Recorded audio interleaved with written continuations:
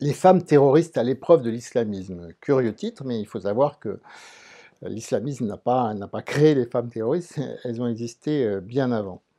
À partir des années 70 jusqu'à la fin du XXe siècle, on va justement assister à ce que moi j'appelle l'âge d'or du terrorisme au féminin. Les femmes sont parvenues à cette époque à faire une percée remarquée dans l'univers du terrorisme. On peut même dire que le terrorisme moderne a été à la pointe de l'égalité homme-femme. Le terrorisme, il est vrai, était alors soit séparatiste ou indépendantiste, soit marxiste-léniniste. Les groupes terroristes d'extrême gauche, soutenus par le bloc soviétique, bannissaient toute forme de sexisme. Seule existait la lutte des classes, la lutte des sexes n'existait pas. Les femmes étaient ainsi nombreuses au sein des brigades rouges italiennes, de la bande Abadher en Allemagne, et même dans les groupes d'extrême gauche en Californie, comme la belle Patty Hearst, qui a été vraiment une égérie du terrorisme d'extrême gauche. En France, on se souvient, je ne sais pas si vous en souvenez, mais d'Action Directe.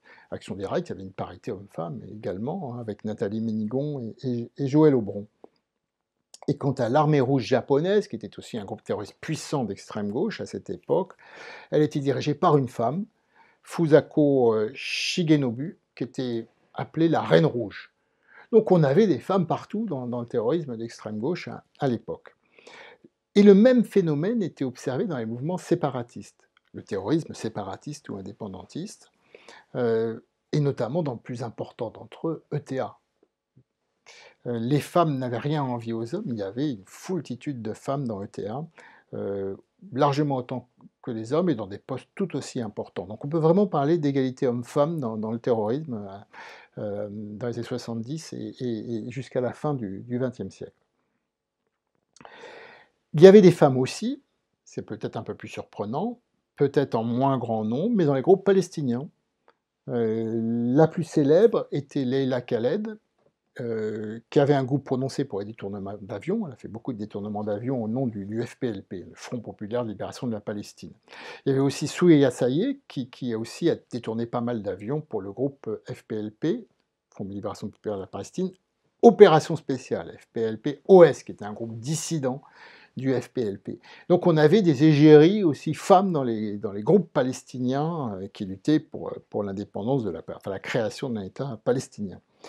D'ailleurs, les groupes palestiniens ont continué longtemps à utiliser des femmes, et notamment des femmes kamikazes en Israël, avec une vague très importante au début des années 2000.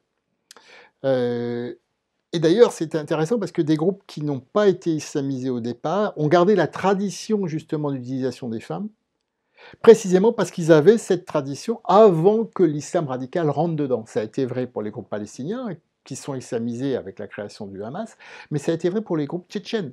Au début, les groupes tchétchènes étaient des mouvements indépendantistes, ils sont islamisés petit à petit contre les Russes, et ils utilisaient dès le départ des femmes, et ils ont continué. Et il y a cette fameuse prise d'otage au théâtre de Moscou en 2002, je ne sais pas si vous vous souvenez, ça a été terrible.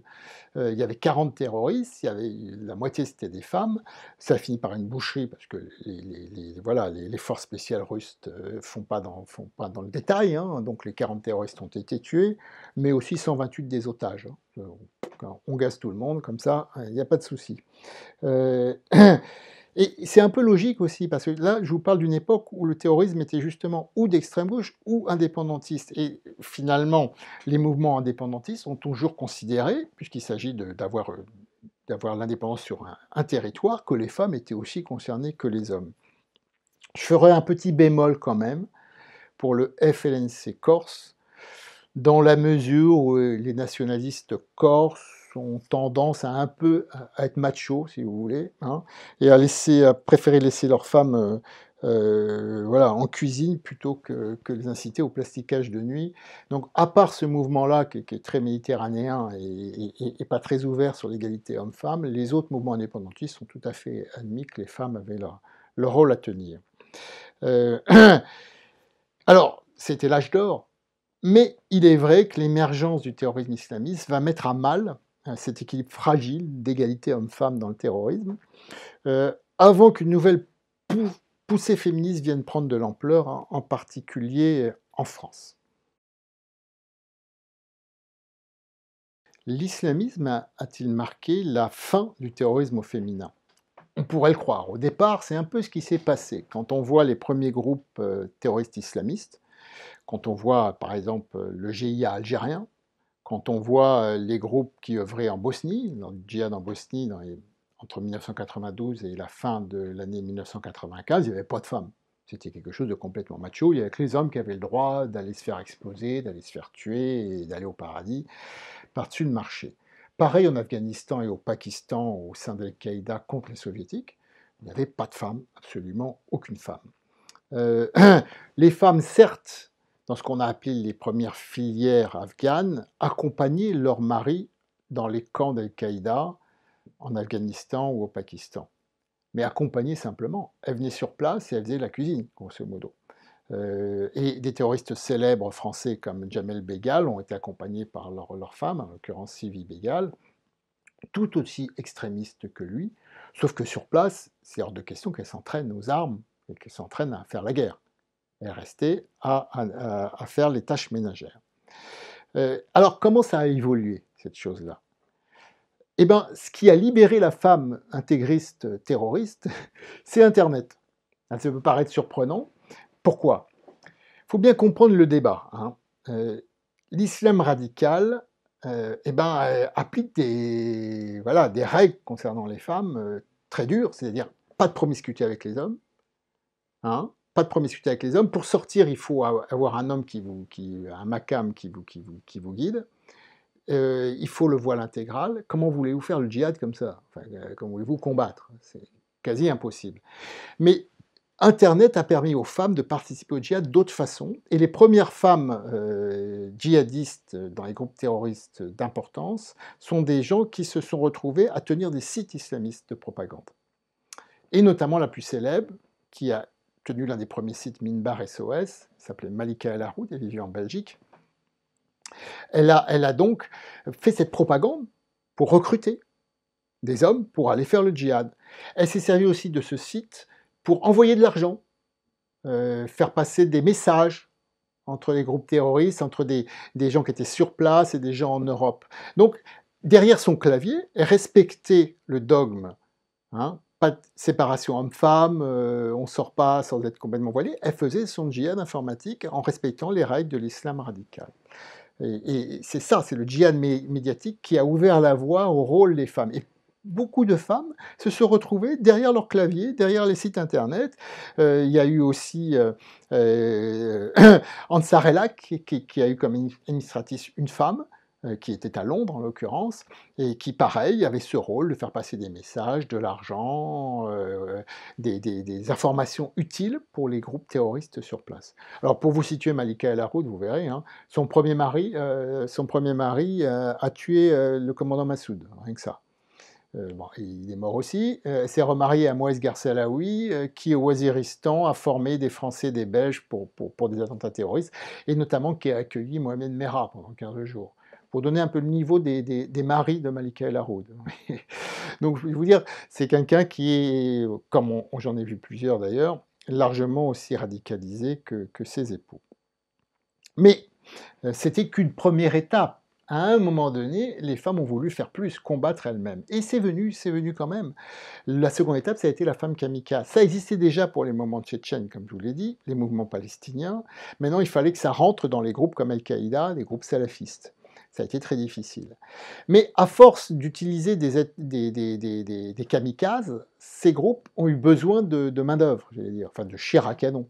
Et c'est là qu'on a commencé à admettre qu'une femme puisse faire un attentat kamikaze, y compris au sein d'Al-Qaïda. Et ça a été le cas lors de la guerre en Irak, avec Muriel de Gaulle, une Belge, en 2002, qui a été autorisée à se faire exploser sur un attentat. Parce que là aussi, c'est une façon de faire du terrorisme sans contrevenir aux règles de distanciation homme-femme, hein, puisqu'on est tout seul. On ne va pas combattre avec des hommes dans la promiscuité avec les hommes. On ne se traîne pas dans la boue avec une calache. C'est one shot, on y va avec sa ceinture d'explosif et puis pouf. Bon. Donc ça a été autorisé et donc on a vu des femmes faire des attentats kamikazes. Mais ça a commencé à bloquer quand même parce que ça restait limité comme rôle. avec des questions aussi dogmatiques. C'est quoi la récompense? On sait que pour un homme, il va au paradis, qu'il aura le droit à un paquet de vierges. Ok, mais une femme, elle a le droit à quoi? Il y a des questions qui se sont posées, vraiment. C'est pas prévu. C'est quoi notre récompense? Et puis, il y a aussi autre chose. Le rôle traditionnel de la femme, c'est pas ça. Grosso modo, qui va garder les enfants, hein? Si tout le monde va faire le djihad et va combattre, et je vais vous lire quelque chose qui est un morceau d'un texte très connu, hein, de la femme d'El Zawahiri. Pour savoir qui est El Zawahiri, c'était le successeur de Ben Laden, hein, comme émir d'Al-Qaïda. On ne sait plus trop ce qu'il est devenu d'ailleurs, puisqu'on n'entend plus trop parler d'Al-Qaïda. Mais en 2009, donc, la femme d'El Zawahiri publie un texte qui va essayer de définir le rôle de la femme dans le terrorisme, dans le djihad. Et voilà comment ça commence.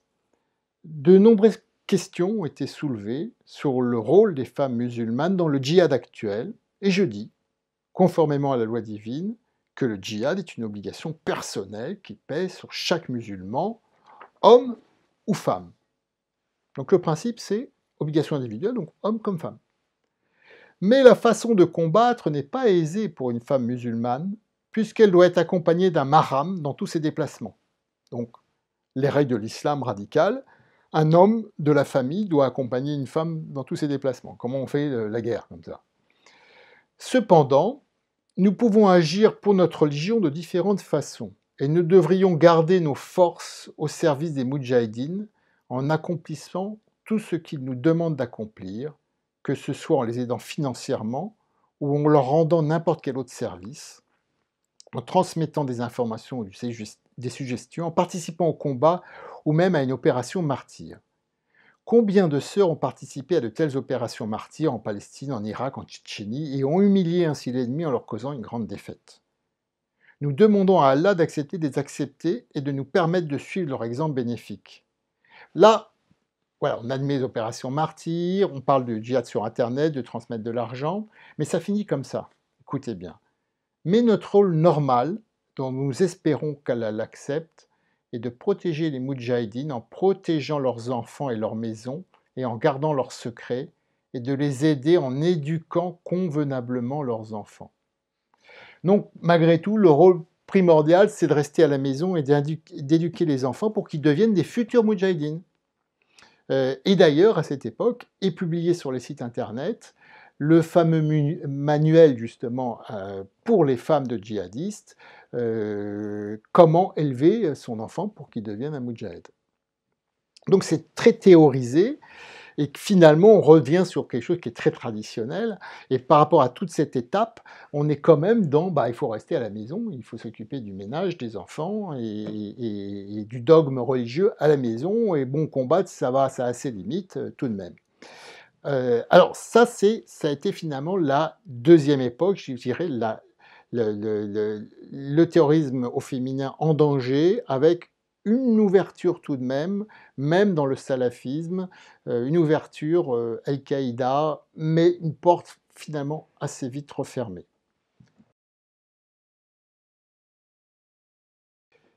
La femme d'El Zawahiri a tout de même refermé la porte en remettant chacun à sa place, et donc l'égalité homme-femme dans le djihad en a pris quand même un coup avec cette lettre très officielle. Y a-t-il eu une renaissance du terrorisme au féminin entre l'âge d'or du terrorisme séparatiste ou marxiste-léniniste des années 70, 80, 90, et puis cette timide renaissance? Est-ce qu'on assiste aujourd'hui à une véritable parité? En un sens, non. Si on prend les postes importants dans les groupes terroristes, personne, aucune femme ne siège au conseil de la Choura, c'est-à-dire l'organe consultatif du groupe terroriste. Il y a eu l'idée de faire des scissions, c'est-à-dire l'idée qu'on puisse créer des groupes terroristes féminins. Donc là, la promiscuité n'est pas en cause, puisqu'on va faire un groupe purement féminin. On utilisait des femmes kamikazes, une seule femme pour une opération. Pourquoi on ne ferait pas des bataillons d'Amazon? Attention, je ne parle pas des employés de la firme qui paie ses impôts au Luxembourg. Enfin, Je parle vraiment de groupes djihadistes féminins. On a vu avec ce procès de 4 femmes qui avaient mis des bonbonnes de gaz près de Notre-Dame de Paris, qu'il y a eu des groupes par un moment où il n'y avait que des femmes, justement, parce que c'est pas possible de faire autrement. Et l'espoir, j'allais dire, de renouveau de l'égalité homme-femme dans le terrorisme est né d'une femme qui s'appelait Samantha Lethwaite, qu'on appelait surtout la veuve blanche, qui en Swahili avait pour nom Dada Mzungu, ça veut dire exactement la même chose, sœur blanche. Elle était l'épouse de Jamal Shahed. Son vrai nom, c'est Germaine Lindsay, mais alors s'appeler Germaine pour un homme salafiste, c'est trop. Donc il a pris un alias, évidemment. Et cet homme, Germaine Lindsay, s'était fait exploser lors d'un attentat à King Cross le 7 juillet 2005. Et cette femme, Samantha, a créé en Somalie, avec la bénédiction du groupe le plus terroriste, le plus traditionnaliste, le plus salafiste qui soit, les Shebab, un camp d'entraînement pour des femmes. Donc c'était quand même une grande première, il faut bien le reconnaître. On avait vu ça nulle part, pas plus en Afghanistan qu'au Pakistan. Donc un camp de formation, et est apparu même le mot Mujahidat. Mujahidat, c'est les Moudjahidines, mais au féminin.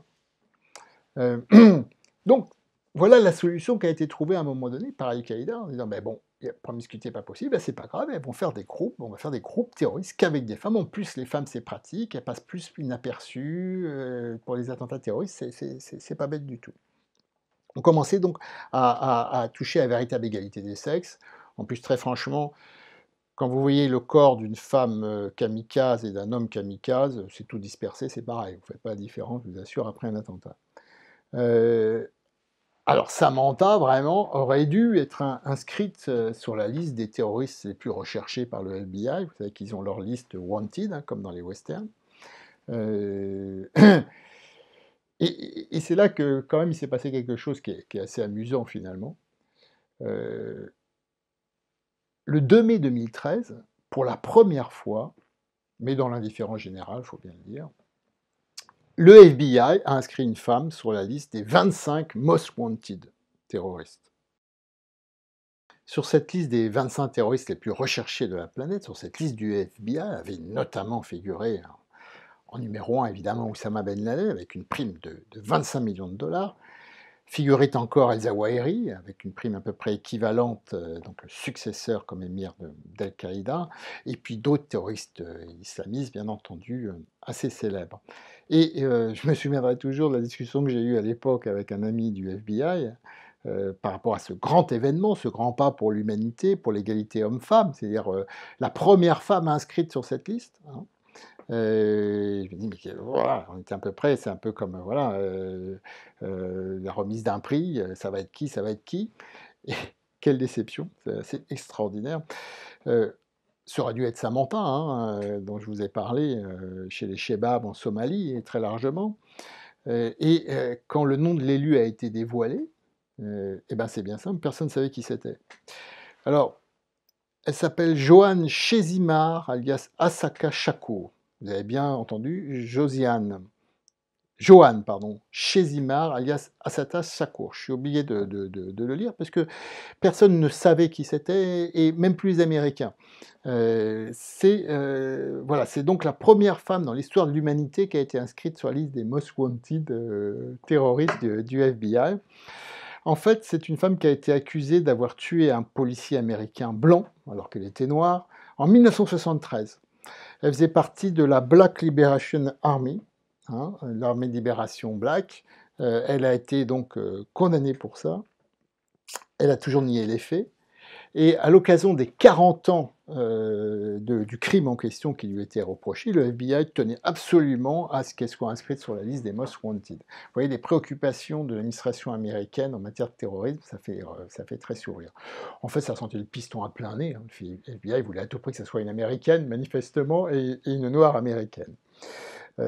Donc voilà, finalement, il reste toujours un tout petit peu de machisme dans cette relation entre hommes et femmes dans le monde du terrorisme, à tel point d'ailleurs que je vais vous conseiller une lecture d'un très bon livre, hein, pas de problème, quelqu'un que j'apprécie, Mathieu Suc, qui avait écrit chez Fayard Femmes de djihadistes en 2016, et d'ailleurs qui fait des portraits de pas mal de femmes de djihadistes donc, que j'ai connues notamment, il y a Ayad Boumedienne notamment, hein, la femme de Koulibaly, mais vous remarquerez, femme de djihadistes.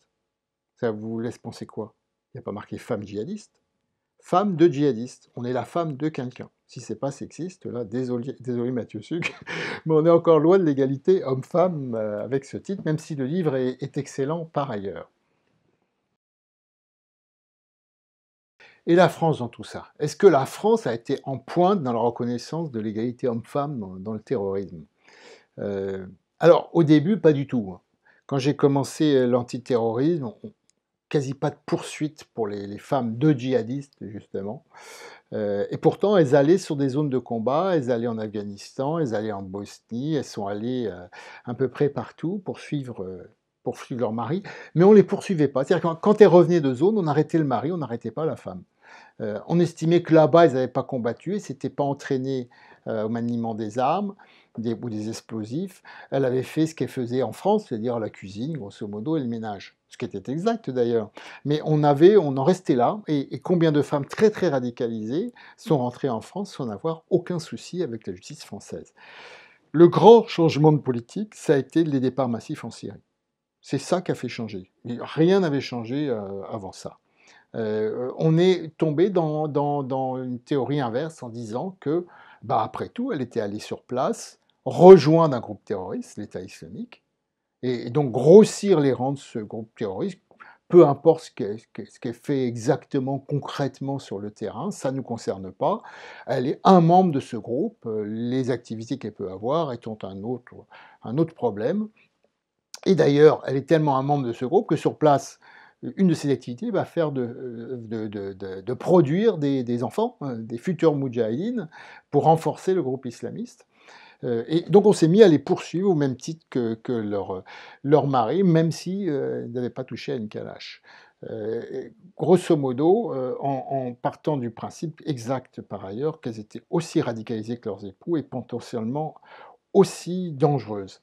Le, le mythe de la pauvre femme soumise derrière son niqab, qu'on l'obligerait soi-disant à porter, obligée aussi de suivre son époux sur les terres de djihad, avait disparu totalement. Et on peut dire qu'aujourd'hui, par rapport à la justice française en tout cas, la femme est devenue l'égale de son mari.